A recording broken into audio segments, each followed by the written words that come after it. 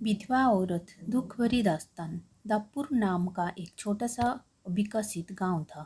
गांव का विकास नहीं मतलब गांव में रहने वाले लोगों का विकास नहीं। इस गांव में कुछ 3-4 परिवार थे जो थोड़े बहुत खानदानी थे। बाकी सब मेहनत मजदूरी करके अपना जीवन गुजारते थे। इसी गांव में दीना नाम की एक विधवा औरत रहती थी। रहने के लिए छोटा सा घर था। 2 बच्चे थे, शायद एक 5 साल का और दूसरा 3 साल का होगा।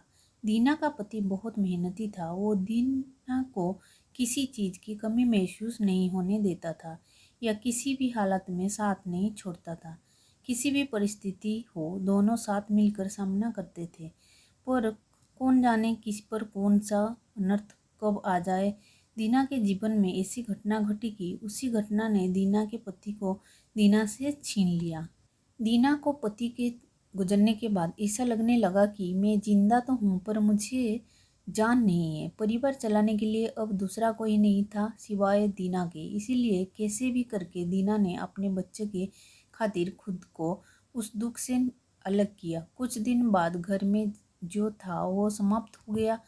अब खुद क्या खाए और अपने छोटे बच्चों को क्या खिलाए, ये समस्या उसके सामने खड़ी हो गई। बच्चों के लिए दीना को अभी कुछ काम करना ही था। इसलिए दीना अपने दोनों बच्चों के साथ में मिलकर जहाँ काम मिलता वही जाया करती थी और दिन भर मेहनत करके जो भी मजदूरी मिलती उससे अपना और अपने बच्चों के पेट भरती थी। ऐसा ही समय बीतता गया और चलता रहा। लेकिन एक दिन दीना को शरीर में थोड़ी कमजोरी महसूस होने लगी। फिर भी वो काम पर गई। ऐसे ही 2-3 दिन दीना काम पर जाती रही लेकिन उसकी शरीर की कमजोरी कुछ ठीक नहीं हो रही थी बल्कि और बढ़ती जा रही थी। ऐसे में काम पर जाना दीना के लिए कठिन हो गया। दीना बहुत चिंतित रहने लगी। अगर काम पर नहीं गई तो मेरे बच्चे भूखे मर जाएंगे। उसी चिंता ने दीना को और कमज़ोर कर दिया, इतनी कमज़ोर कि उठने बैठने के लिए लकड़ी का सहारा लेना पड़ता था। इस कारण उसके बच्चे भूखे मर रहे थे। खाने को कुछ न मिलने के कारण और अपने बच्चों को भूखे मरते देखकर वो लकड़ी की सहायता से आज यहाँ से कुछ मांगा तो अगले दिन दूसरे ओर से कुछ मांगने अपने बच्चों को खिलाती पर खुद भूखी सो जाती थी। ऐसे ही एक दिन वो खुद ना जा सकने थी, इसीलिए अपने बच्चों को समझा के खाने के लिए कुछ मांगने के लिए गांव में भेज देती है। कुछ समय बाद बच्चे 2 चपाती और थोड़ी सी सब्जी लेकर लौटते हैं। 2 चपाती से 3 जन कैसे तृप्त होंगे, इसीलिए वो 2 चपाती दोनों बच्चों को खिला देती है। वो बरसात का समय था। बिजली न होने के कारण घर में अंधेरा छाया हुआ था। अंधेरे में ही वो अपने बच्चों की एक कमरे में सुला देती है और वो दूसरे कमरे में जाकर सो जाती है।